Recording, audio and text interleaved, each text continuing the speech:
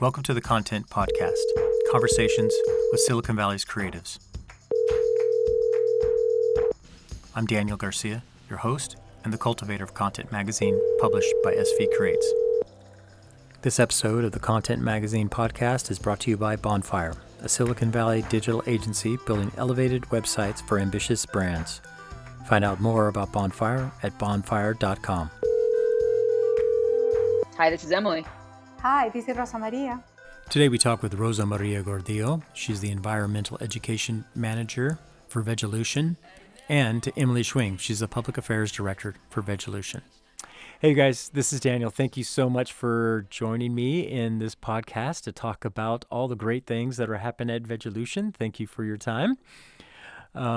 So just yesterday, which was the 30th of June, was the grand opening of the SoFA Pocket Park and the Veggielution.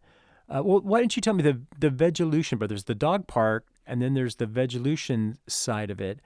So what exactly is that half of the SoFA Pocket Park?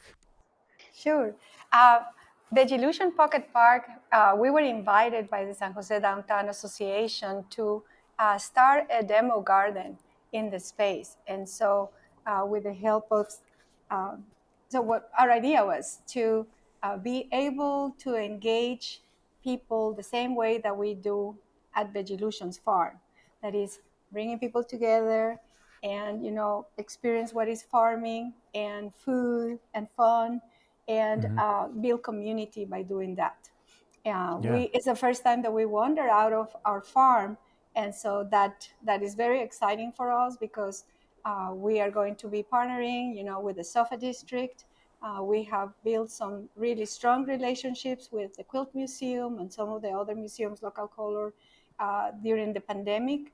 And so we're really looking forward to helping energize that part of town and bring in our community from the east and from the whole Bay Area that, are part of our ranks in the farm. Yeah, that's cool. So, maybe we should really step back and even find out more. Might be some people who are listening who don't exactly know what Veggielution is. And so, Emily, why don't you give us a rundown of maybe a little brief history and what Veggielution is doing and does? For sure. So Veggielution is a nonprofit urban farm based in East San Jose. So we're located inside of Approx Farm Park, which is a City of San Jose regional park.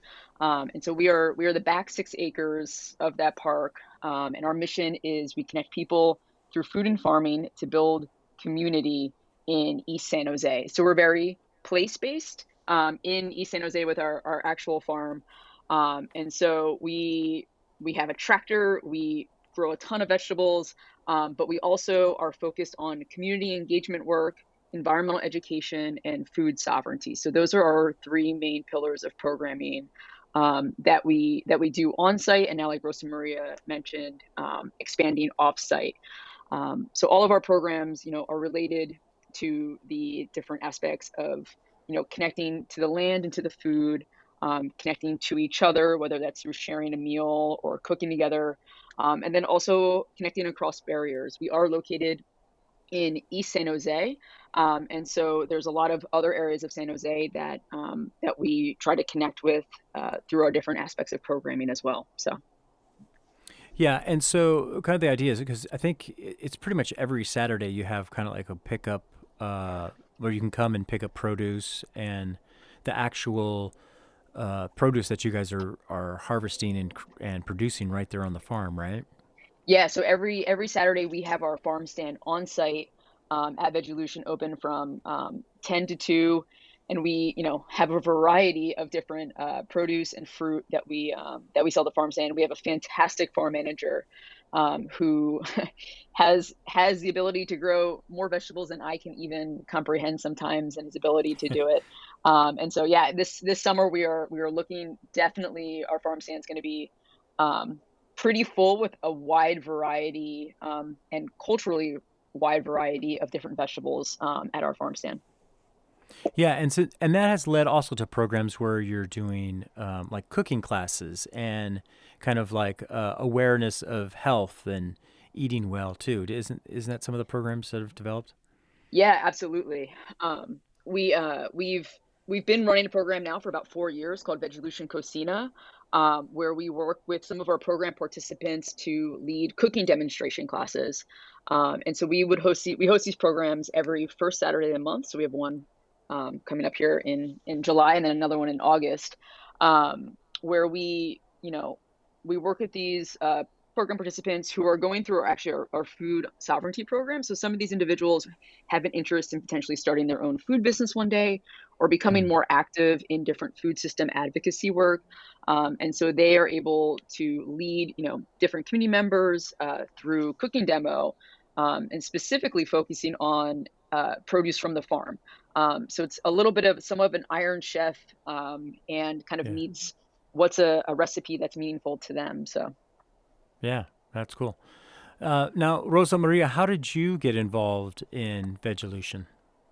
Um, I've always been, since I came to the Bay Area, I found a niche for myself on really being a facilitator, being a voice, or trying to engage the community to acknowledge, how important our environment is. It's not the environment, but it's our environment, and Hmm. how little or large part we all play, with our actions. And so I always have thought that, knowing our environment makes us love it. If you don't know it, you don't love it. And there's so many things to really be marvel about. And so by working with youth, is when, may sound cliche, but it's like when you really put a seed on people's mind and heart of really caring for the environment and having, a connection. So doing it here in Veggielution, that, as Emily was saying, is farm based, is land based.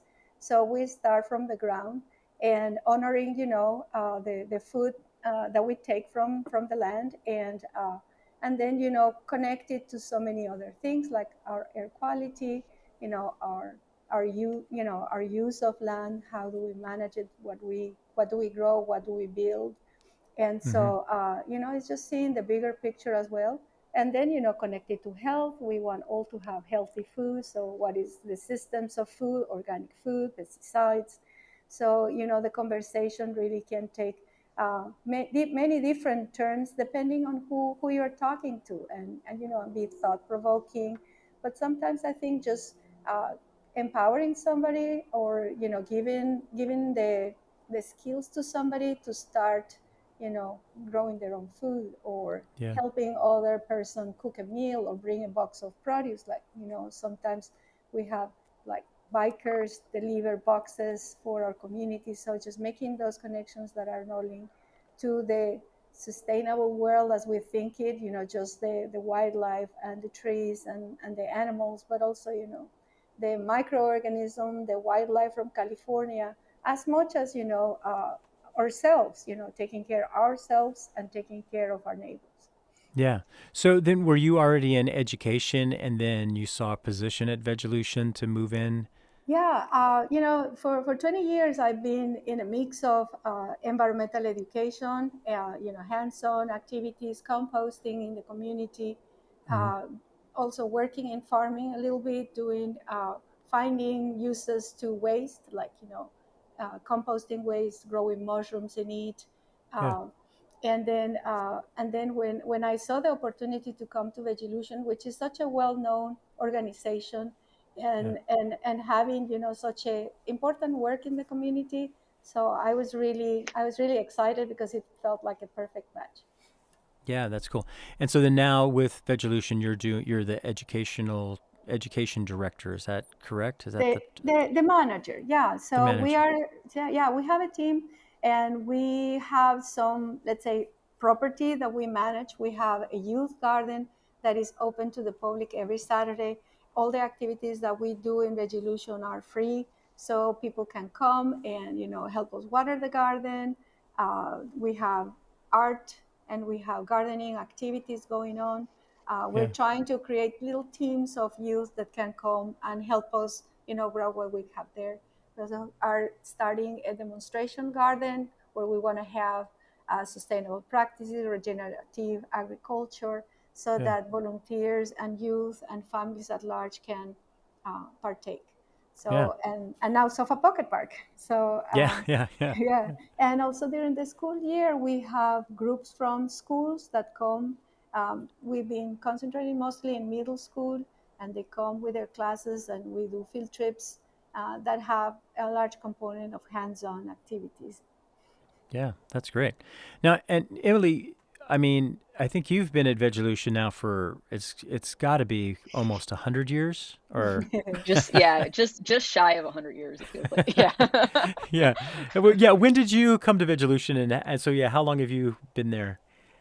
So I started Veggielution in 2014. I went Okay. to school at San Jose State, and right after I finished my master's program, there was an opening at Veggielution for a communication and outreach position, and also kind of part-time on the farm, which was Oh yeah. super intriguing to me coming out of academic work for most of my whole life to be doing something a little bit different. And so I joined the team in 2014 as actually as an AmeriCorps member. And Okay. then after my term was up for AmeriCorps member, I was hired onto staff and have been there ever since.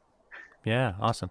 And Veggielution started. When was it? Like 2007-ish, 9-ish, or Yeah, what? 2008 was the official kind of launch date at Emma Prush Farm Park. But it started a little bit earlier than that as somewhat of a kind of club activity through San Jose State, through their environmental studies department, where students would get together and go like knock on neighbors' doors around the university and ask if they could start growing vegetables in their front and backyards. Mm-hmm. And then it kind of just built from there. And the three founders of the organization knew that Emma Prush Farm Park existed, Yeah. and knew that the land was supposed to be meant to be used as for agriculture, and knew that there was this kind of empty plot in the back. So they approached the city and asked if they could, move their project to a more permanent location on the Yeah. property. And they said somewhat of a yes at the time to three very young college students, but they were able to start programming and raise a little bit of funds, and work with the city to build that partnership, and now we're fully operating the full back 6 acres of the land. Yeah. And then, so what is the agreement? Is this a long-term agreement with the city and that property? It's like it's Veggielution's until uh, the end of time. Well, that's a very interesting question. We are actually we're going through a new process with the city right now, Hmm. to re-up our contract with them, for potentially having a 25-year agreement with the city. So kind of Okay. ensuring our organization there, for for most of the future that we see. So Yeah. And is that something that the public can get behind and encourage? I mean, is this like a city council decision? So if there is community desire and voice for it, does that help? Or absolutely, yeah, there'll okay. be two opportunities. It has to go to the Parks Recreation Neighborhood Services Commission, and then it goes to City Council. And so we'll definitely be spreading the word to ask for advocacy and helping push us forward. So Yeah. I guess because if they don't approve it, that could easily be sold to Google for $1 an acre or something like that, right? And put up condos or something. I mean, the benefit of Emma Prush Farm Park was that Emma Prush deeded it to Yeah. the city with the stipulation that it could not be used for development, Yeah. that it had to be used for agricultural and educational purposes. Yeah. So I would hope that they would stick to Emma's wishes, about how the land would be utilized. So Yeah. Well, that's a whole other podcast we could do because I wonder, legally if they would be able to go against her wishes or, I mean, but that's over my pay grade. So let's see. So there's been a lot of interesting stuff that's happened over the last few years. You guys have a food truck now that you take around, right? Tell us a little bit about that, and then we'll get to the SoFA Pocket Park. But Emily, tell us about the food truck. yeah, so our food truck, and we actually also have like eight street food carts, kind of in our toolkit of food entrepreneur training tools. So like I said, we have one of our pillar programming areas is food sovereignty, and that includes a kind of small business food business training program. And so part of that training program, we offer the opportunity to work inside of our food truck or our food carts. And so before COVID, we were going to close to 60 events a year, Yeah, or awesome. so, with the food truck and food carts. And these were opportunities for our program participants to get hands-on experience, from a small business perspective, but also from a community engagement perspective. These are kind of unique tools that other nonprofits don't generally use as a way to leverage to talk about their mission and vision. So we would be at events selling tamales and other items, but then at the same time talking about advocacy issues that are affecting our East San Jose families. So it's hard not to listen to somebody when they're getting your tamale ready about issues. So leveraging those tools for civic engagement. Yeah, And looking forward, we're super excited to be able to have these food carts and food truck at the SoFA Pocket Park, because yeah, it opens up a whole new demographic of customers and potentially future program participants for our programs. yeah. Cool. So, okay, let's move to the SoFA Pocket Park, which to me it sounds like running the programs that you're doing already at Emma Prush Farms and is overwhelming. And now a slice of the old parking lot that's now been kind of turned around. How did that come about? And Emily R. Rosa Maria, how did that? How did the discussion go? Like, where did this idea come from? So yeah, the property itself is owned by the developer Urban Community, and the Downtown Association reached out to them wanting to beautify this Yeah, kind of rundown old parking lot slash kind of dump zone. And they wanted to build a dog park, but it's a pretty large space. And so the Downtown Association reached out to Veggielution and asked if would be willing to partner in some way to help, potentially activate half of the space. And this was, right smack dab in the middle of COVID. yeah, And so we were like, well, we have some time to think about this. And so we, put our team together and thought about like what could this space be used as. We've always been asked, would we ever take Veggielution offsite of Emma Prush? We're always very hesitant to do it, because the situation wasn't always as structured as this one is. We were coming into a very well-defined space, and with partners that we knew and trusted, in the yeah, Downtown Association, to work together on, and also to be in the SoFA district, which is one of the up and coming. I don't say up and coming. That makes it sound like it's not up and coming, but like yeah. new, like the people are discovering how awesome this place actually is, and for us to kind of be a part of that discovery for people, is super exciting for us. Yeah, yeah, that's cool. And so now, but technically, this is still a temporary space, right? I mean, Urban Community owns the space, right? So that's Gary Dillaball and Jeff, Yep. right? I think. Yeah. And then, so imagine at some point it's going to be developed or created into something else. I guess is that kind of the idea? Yes. So, and we, we went into this fully knowing that. And so, Yeah, we, it's potentially up to 3 years is kind of what we've been told to be able to occupy this space. sure. And what we're doing as an organization is, we're doing some feasibility studies of, what is, how could we make more of these types of parks happen within San Jose? So, Yeah, they're called POPOs, right? So they're privately owned public open spaces, which is what this location is. And as more development comes into San Jose, and as more property gets kind of consumed by these developers, how do we ensure that these open spaces exist for the communities that were living there before the development came in, and then also yeah, help encourage more people to invest in open spaces like this. But yeah, yeah, so this is everything we've designed, and Rosa Marie can talk about this. Everything we designed for this park is movable, because we know that within 3 years or so we'll have to kind of uproot all of this infrastructure and potentially put it somewhere else. So Yeah, that's cool. Why don't you actually right now would be because this took a lot of effort from a lot of different organizations and people. So, Emily, before we ask Rosa Maria more about some of the stuff that's going to be happening at the SoFA Pocket Park, who are some of the organizations and people that made this a reality?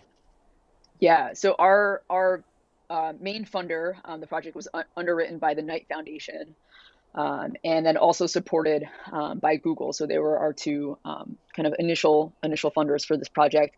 And then we've had multiple partners throughout this. We've been partnering with a landscaping company called Farmscape, who helped us kind of design and then implement a lot of the features in the park. Like Rosa Maria said, we've also been working with the different museums along that section of First Street. So MACLA, the Quilt Museum, and ICA, Mm-hmm. for thinking about future programming. And then, the strongest partner in this is the Downtown Association. So Yeah, we work in partnership with them to, keep eyes on the space, making sure it's clean, working with them if there's an issue at the dog park, we're there, or vice versa. Um, yeah, and then hopefully in the future too. Like, this is, again, like I said, such a cool location to be in. There's all the different theaters around there, so City Lights and San Jose Stage. Hoping to bring them into different events we do. So yeah, this is kind of for us like our wheelhouse of bringing people together and bringing nonprofit partners together, in kind of a unique setting at a urban an urban garden yeah. setting. Yeah, and I think it's a great opportunity because then people who maybe don't know about Veggielution out at Emma Prush, is that I always get it wrong? Emma Prush Farms Park, it might be exposed. That gets more volunteers and more people involved in that. Hey, Rosa Maria, what? So then you've already been there during the building and the startup and the murals. The 8 different murals have been put up. Um, why don't you tell me, just even in the process of it kind of like launching up until yesterday, its opening, what are some of the things that have been making you really kind of like excited? Well, first of all, the design itself, just considering, as Emily was saying, that it's not a permanent build. So, how could we make it modular in a way? Yeah, How could we make it that it's appealing enough and somebody can replicate it, or we can replicate it, if it's successful, this model. And so, just finding what were the pieces of it has been really fun. And then, partly because of budget, and also because there is this history of Veggielution that we do everything from the ground up. So yeah, having through the process also bring in community that wanted to be participant on putting it together. So we have a lot of containers that are metal that we actually painted with bright colors, and just with a few work days that we had to have that happen, we were able to engage about 30 people, most of them from the neighborhood. yeah, And so that is already, a great response just for putting a call out. And yeah, so, and then spending a lot of time at the site painting and hanging out.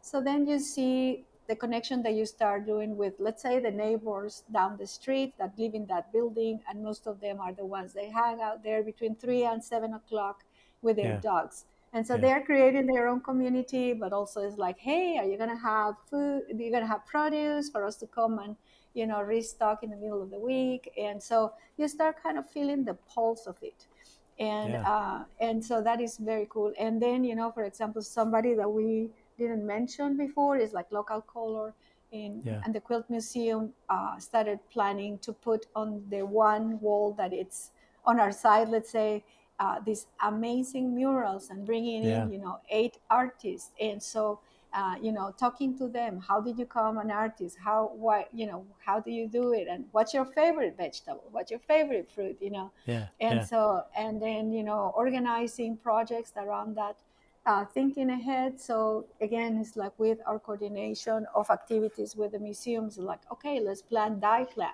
plans that we can do workshops, and that people can make connection, not only to food, for to clothing, and to art and yeah, to weaving. And so we're starting to the park has started to have a life of its own, because of the players, because of the people that are saying, "Oh, I can do this. The library is going to bring us books so that we can, do reading circle. We can Yeah, have, awesome. we can have people come and learn English in that location. Yeah, So we are just open to engaging different partners from the community and individuals that want to yeah, reach out to us and say, I can teach a class. And then, as Emily was saying, through our feasibility study, we will know who has a presence in the downtown area and who doesn't, and how are we going to make everybody come and use the yeah. space that we want to create. Yeah, that's cool. So then right now, so if I was to go over there, well, what's the hours? I know the dog park I think is like 24 hours, but the the Veggielution side I imagine has like shop hours or something, right? For this month at least, and I think we're kind of projecting for the summer to start. We are going to be opening 2 days a week, on Wednesdays and Friday afternoons. That way we are there for first Friday, and also we can be there at the time that there is some traffic, that is when Yeah. the farmers market is, because down the block we have an amazing farmers market Mm-hmm. happening. And then on Wednesdays, so that we can, interface with other neighbors that might be walking about. And I think the more the people start to know that we will be there, that we will have activities for the whole family. So I think they're gonna come and start Yeah, yeah. stopping by. Yeah. So what is then going on there right now currently for Wednesdays and Fridays? What's kind of like the programming, or can I come and get a carrot or something like that? Well, that's what we're gonna work on right now, to bring a small farm stand or a small farm table on the middle of the week so that people can restock with fruit and some veggies. And then in the evenings, we're gonna try to have some projects that if people drop in, they can do, plant, help us plant, because we haven't finished planting on purpose, so that people can help us, put the tomatoes and the peppers that we're gonna have there, help us Yeah. water. And then have small activities, make a paper pot and plant some pumpkins to take home. Later on, we are going to have some more art projects. And eventually, the way that we envisioning is that, well, we would like to, give skills to people that might have a balcony where they want to grow something. Oh And yeah, that's how good. we can turn their thumb a little greener if they haven't had any opportunity. And then, again, engage other people that have experience, making uh, I don't know, ikebana, or that they can make us, some awesome succulent Yeah. displays. Yeah. And so just, hear what it comes. But I think Yeah. everybody has been cooped in at home, so we want to Yeah. make it, very easy. Just come, sit down, chat, know your neighbor, do some art. And when we are able to bring our food truck around, so let's try what some of our amazing chefs and cooks from the Bay Area can come and share with us. Yeah, that's great. Now, I think it's a great idea. I mean, it's a good idea to have even make small little planters or do something like that, that people from the various kind of condos that live around there could, maybe have a tomato plant in their own space. Yeah, that's pretty cool. So, and also, is the space, so say if I just wanted to get, a cup of coffee, I mean, I live, like 2 blocks away, so I can get a cup of coffee from Academic, walk over there. Can I just go and kind of like hang out if I wanted to read a book? And I Sure. don't have a dog, so I would stay on your side. But is it just that kind of a hangout space? That's what we hope. Yeah, that people can. We have these amazing planters that have that have a sitting area, so that way they could, serve to purposes. And if we don't have enough, bring your lawn chair and, put yourself there for a little bit, hang out. Yeah, that's cool. So now I know there's going to be a block party coming up July 17th, right? I mean, that's going to be with kind of with the quilt and the ICA, the Quilt Museum, Yeah. ICA, and Makla and stuff like that. What's some of the things that the Veggielution Pocket Park side of it's going to plan on doing that day? Sure. Well, ICA is the one that is spearheading the block party, and we all are trooping, Makla, Quilt Museum, and us. And so there are going to be activities designed to do hands on, um, there's gonna, I know at least Makla and the Quilt Museum are going to have one for learning how to dye, fabric, Oh, and cool.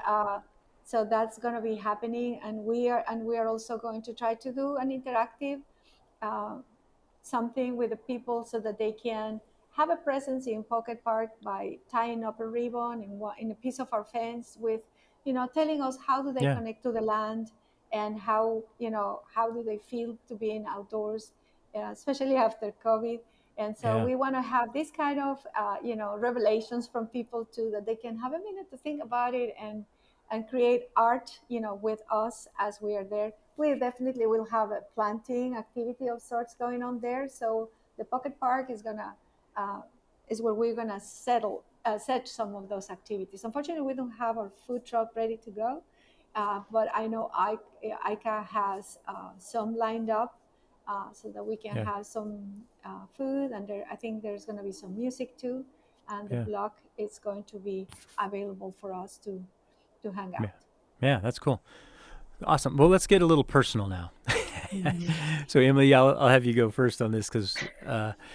So, what is it for you, Emily, just on a personal level, not on a business, corporate, Veggielution, marketing? What is something what's kind of like your philosophy, or what drives you to be who you are and do what you do? That's a deep question. I I mean, I would say the importance of connections with each other, and Mm, like real, true human connections, mm-hmm, to be able to sit and listen to someone else's story, to learn more about another person mm, for the sake of learning more about that person, right? Like to not mm, to not go into a conversation wanting to gain something, for yourself, but truly just wanting to mm, feel a connection with another human being. And I think we at Veggielution, we try to structure a lot of our programs that way, to make it so it's, you're like having fun, but you're also talking to somebody in a way, yeah, um, that's set up to have a deeper connection to them, to build that sense of empathy for another individual. And for me, it's so important, especially coming out of yeah, COVID, to be able to connect with individuals, um, to figure out what, similarities do we have versus how are we different, and finding those similarities, to build those relationships with. And for me, I love listening. Like I love mm, hearing people's stories, and like, you know, I find like that's the best way to connect with someone, is just hearing their story. Um, kind of without, I don't say without asking questions, but just like hearing their story for, yeah, from their authentic self, and allowing themselves to be like their authentic self, to tell you their story. Um, yeah, and it just so happens, food is always a really nice lever for for bringing people together, for that type of totally. interaction to happen. Um, and then just like separate, and then also personal note about food too, is like, the stories that come through food that aren't, verbal stories, but you're enjoying someone's meal, and there's a history behind that, Yeah, and there's a story behind that, whether it's a family story, or a culturally, significant story, um, you know to be kind of like literally consuming that story and that food at the same time is really powerful, I believe. yeah, that's cool. So, I mean, it sounds like as you're describing uh, your personal kind of expression of your life, it it overlaps with Veggielution a lot. Is Yes. that, do you think you were drawn to Veggielution because of that, or has Veggielution actually changed because Emily has been on staff? Or what's that kind of uh, relationship, would you say? um That's a really good question. I mean, I think a little bit of both. I've always been very interested in how stories shape our reality. I mean, stories are how we come to know the world, and know each other. Mm-hmm. That's what I like studied in school. And Mm, so I've always been drawn to, like, what are the events, or the like things that happen in people's lives, that are those kind of defining stories. yeah. And I studied, meteorology, and how weather Oh, defines cool. people's lives, and how we talk about weather in a way that makes us have a better understanding of our natural environment. So, I mean, I Yeah. always find it funny that like I studied weather and now I'm in food, and those are like the two easiest topics to have conversations with people about. Um, but Yeah. I mean, I think it's a little to back to your question. I think it's a little bit of both of of wanting um, to learn more about individuals, and it just so happens that Veggielution is so food and land based, that Yeah. there's a lot of really deep rooted stories that come from those two bodies of work, good and bad, Hmm. types of stories, and it's important to kind of hear all of them and be able to bring up all those stories. Yeah. That's cool. Awesome. And Rosa Maria, what about for you? What's kind of like your personal mission or view of life that drives you? Wow. So, I'm a transplant.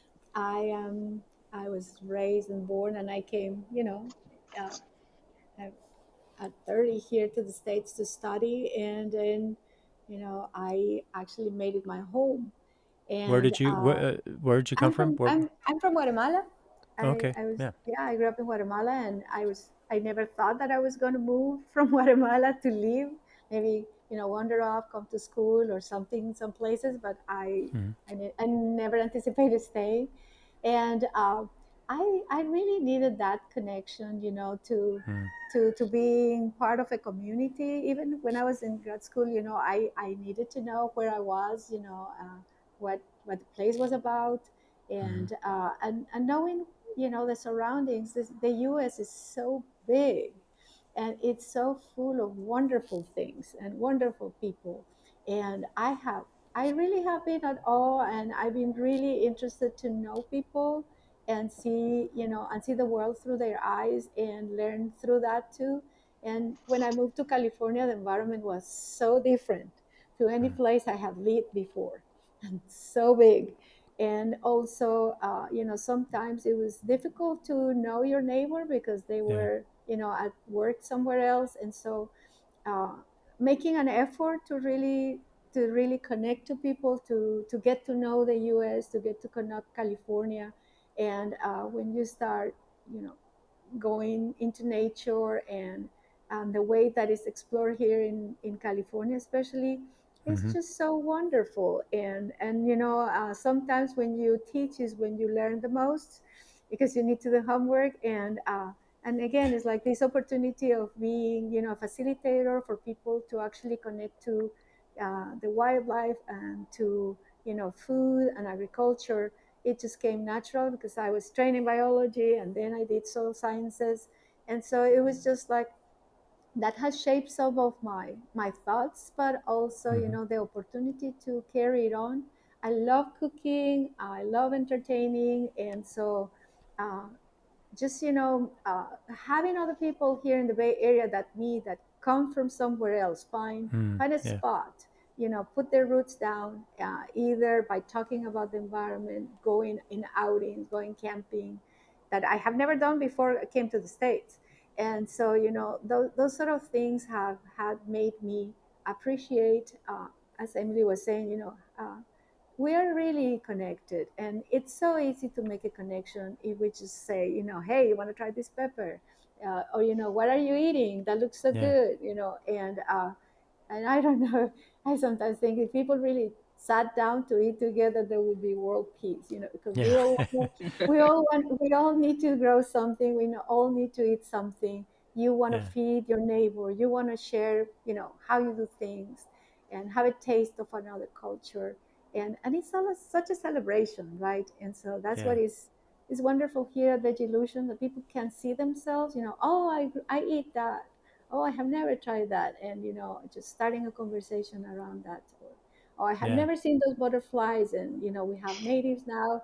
And it's just so wonderful to also see that, stay being a kid in some ways, always being open to have wonder, and always open to know somebody else and their point of view. Yeah. Awesome. It's so cool to see, when when you find that kind of like employment, and stuff that you're doing that really does resonate with like who you are and what you do. And it sounds like you both have found that. Like I have too, which is great. It's wonderful, right? So let me ask you this. This will be the last question for you both, and you guys can go, whoever wants to answer first.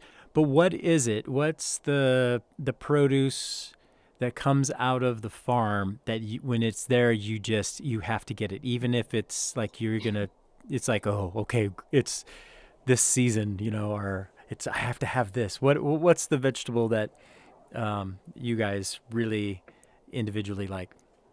That's such a hard question because I think, at least for me, it's just being able to just cut it and have that first bite, that when it's ripe or when it's ready, either be a piece of broccoli right out of the plant, no condiments, no nothing. Is this freshness? Is this kind of, I grew it or I took part on making it happen? I think that's, for me at least, the most enjoyable thing. Some things I enjoy very much in the winter.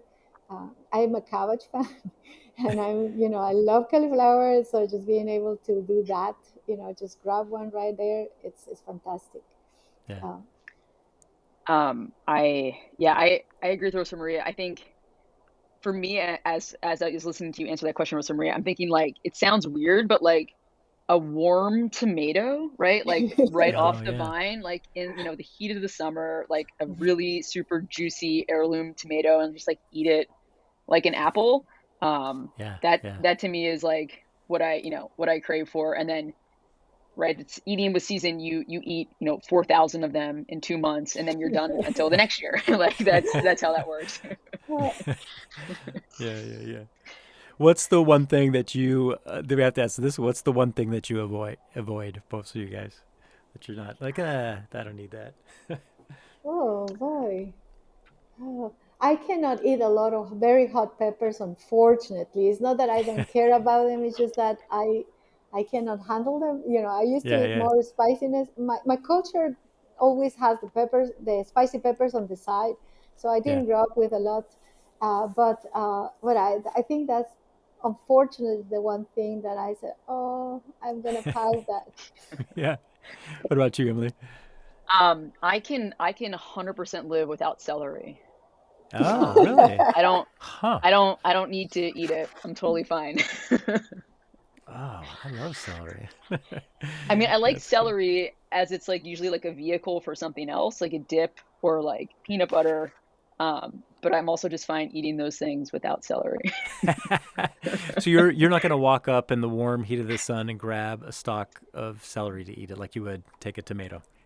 I would definitely take a tomato, and I would keep walking past the celery. Yeah. Yeah. Cool. Awesome. Well, thank you guys. Thank you for just all the work that you're doing for the community. And it's just encouraging to hear your passion just for people and community, and how food and farming kind of like sets the table for that kind of connection to happen. So I really appreciate it and excited. Yeah, like I said, the Pocket Park is 2 blocks from my house, and I will avoid the dog side. I'm not a big dog guy, but I love what you guys are doing. So thank you for your time. Yeah. Well, we wait to see you with your cup of coffee from the neighborhood and come and hang out with us. Yeah, it'll be awesome. Cool. All right. Well, thank you guys. And then, I'll see you in the neighborhood. Awesome. Thank you. Good to see you. Okay. Bye. To find out more about Veggielution, their programs, and the SoFA Pocket Park, go to Veggielution's website, veggielution.org, and follow on Instagram at Veggielution.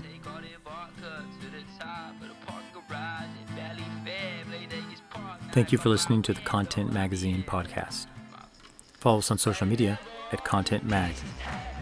Visit our website to become a member and help us to continue to tell the stories of the local creatives. This episode's music is Tang by Chris Inman, who is featured in issue 13.2. Follow him on Spotify at Chris Inman and on Instagram at chris.inman, as well as his record label, Orange Label Records.